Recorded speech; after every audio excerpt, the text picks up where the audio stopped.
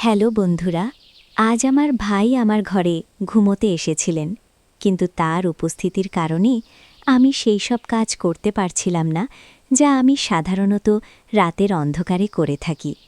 এই সব কাজে আমি প্রচুর প্রশান্তি পাই, কিন্তু আমি কি জানতাম যে আজ রাতে এমন কিছু ঘটবে যার কারণে আমি ঘামে ভিজে যাব।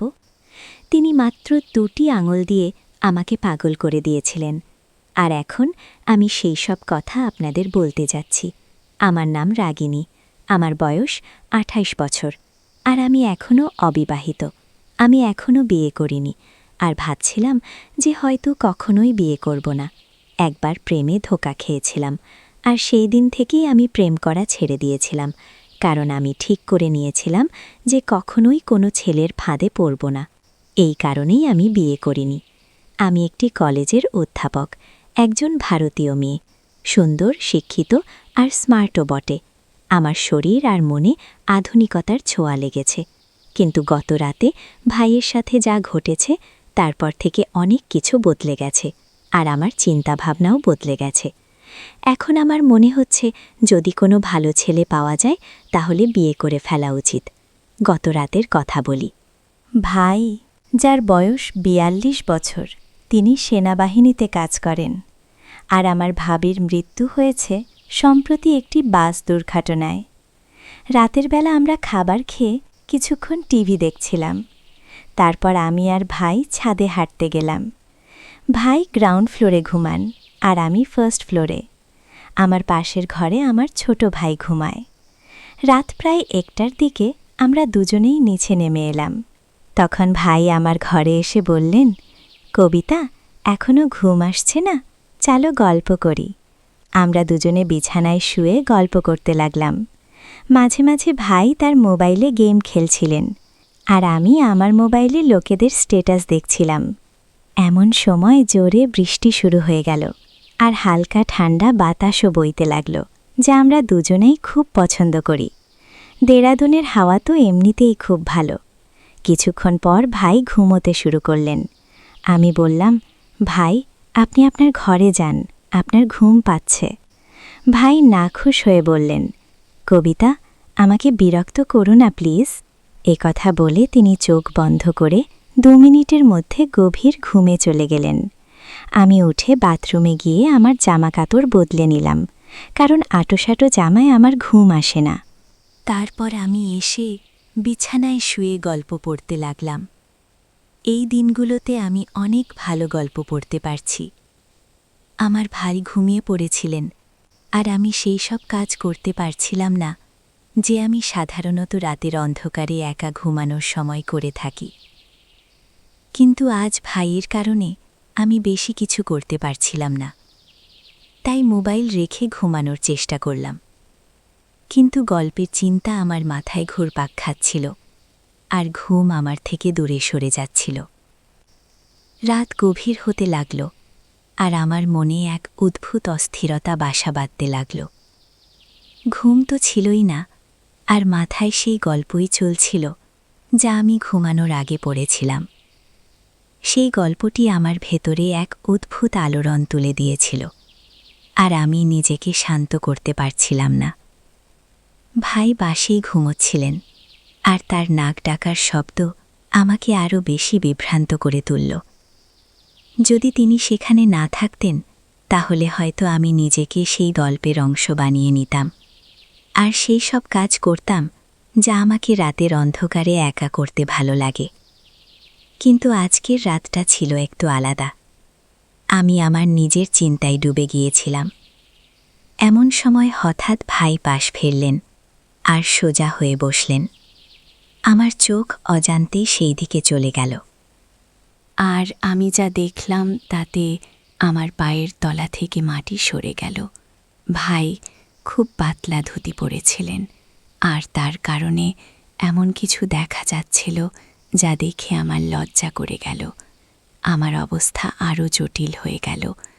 লজ্জার দূরের কথা, আমি আমার চোখ তার দিক থেকে সরাতেই পারছিলাম না। মনে এক অদ্ভুত অস্থিরতা চলছিল।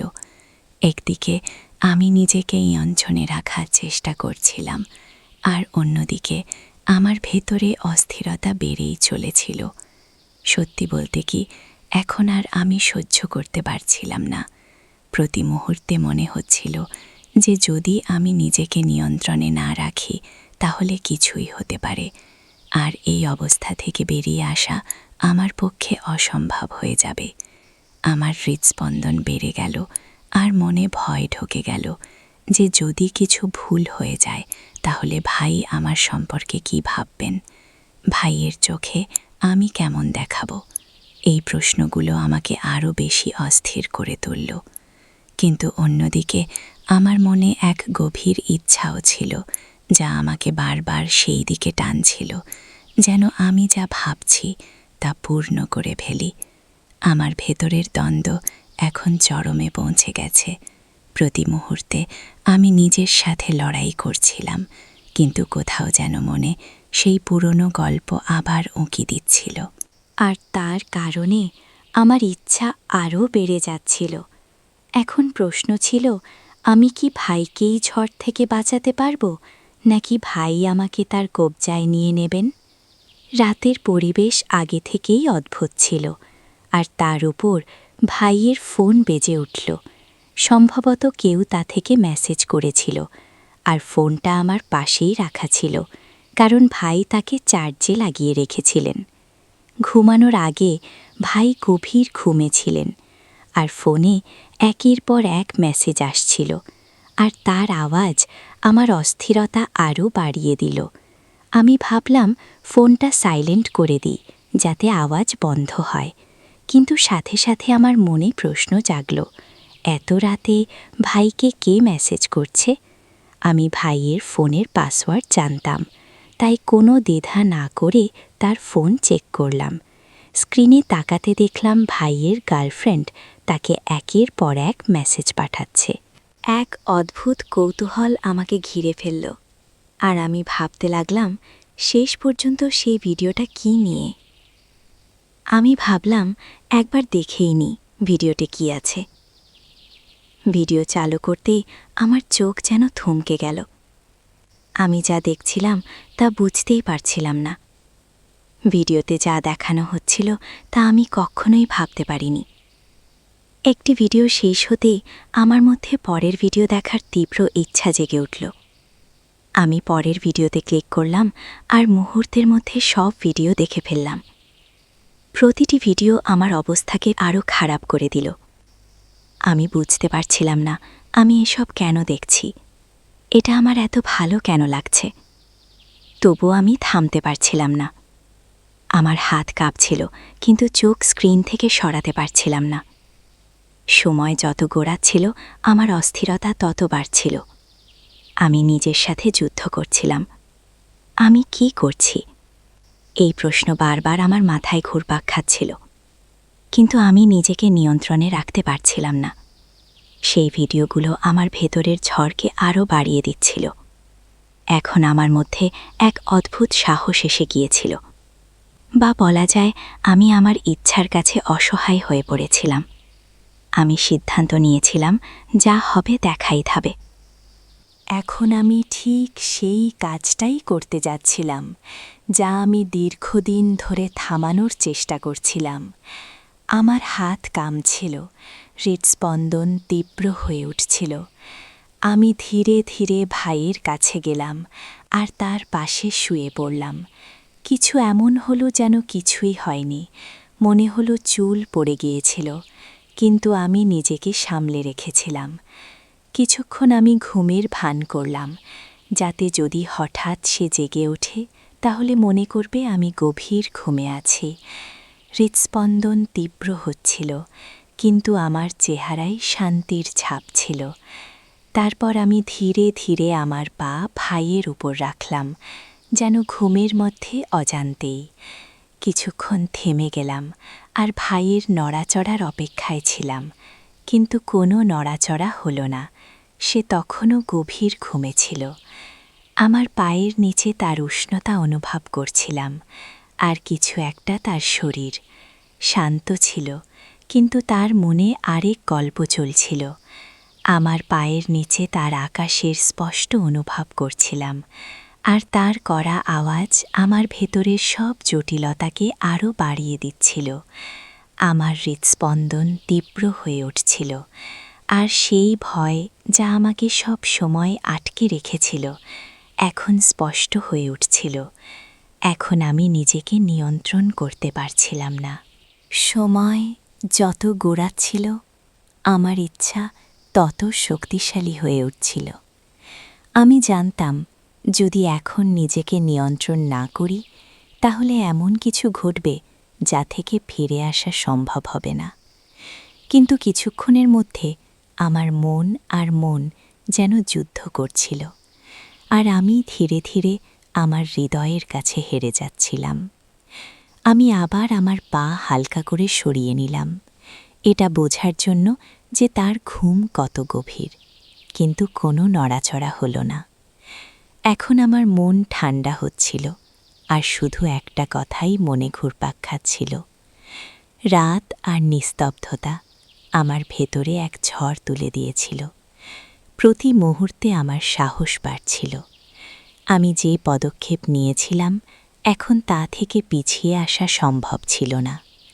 কিন্তু তখন আমি জানতাম না যে সে ঘুমায়নি। আসলে সে গভীর ঘুমে ছিল না, বরং শুরু থেকেই ঘুমের ভান করছিল।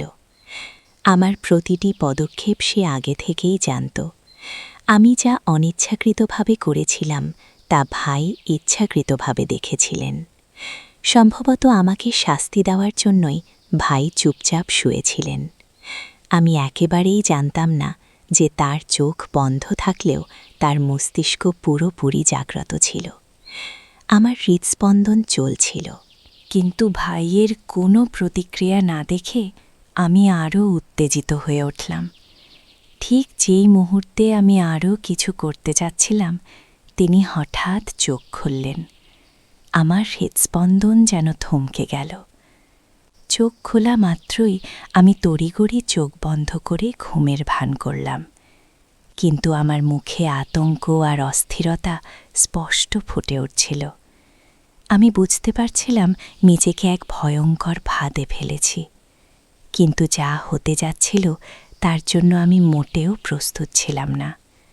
তখনই ভাই আমাকে এই অবস্থায় দেখে ফেললেন। কিছু বলার আগেই তিনি কোনো লজ্জা বা দ্বিধা না করে এগিয়ে এলেন। এরপর যা ঘটল তা আমার জন্য এক গভীর আঘাতের চেয়ে কম নয়। ওই 4 ঘণ্টায় যা ঘটেছিল তার সম্পূর্ণ সত্যতা আমি আপনাদের পরের পর্বে বলবো। যদি জানতে চান কী ঘটেছিল তাহলে আমার চ্যানেল সাবস্ক্রাইব করতে ভুলবেন না, যাতে এই রোমাঞ্চকর রহস্যময় গল্পের পরবর্তী অংশ আপনি উপভোগ করতে পারেন। সবাইকে ধন্যবাদ।